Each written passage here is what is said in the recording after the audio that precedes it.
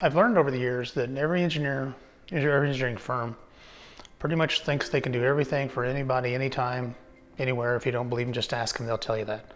I think it takes a very good firm to walk away from stuff, and most won't do that. They'll try to bite into stuff they really don't do well. That's kind of an interesting juxtaposition that Epic, if they can't do it, they walk away from it.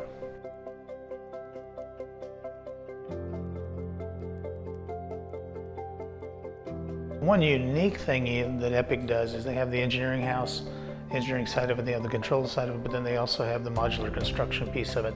You do not typically see that all sitting in one camp.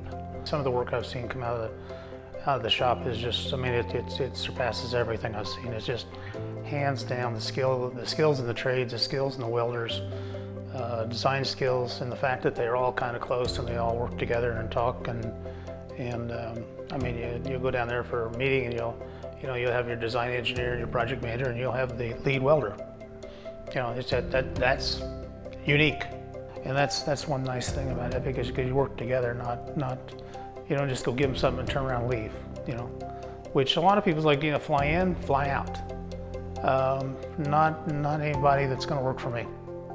We're going to get in this thing, we're going to do it together, and we're going to find the best thing we can figure out. It'll never be perfect, but we want to get it as close as we can to.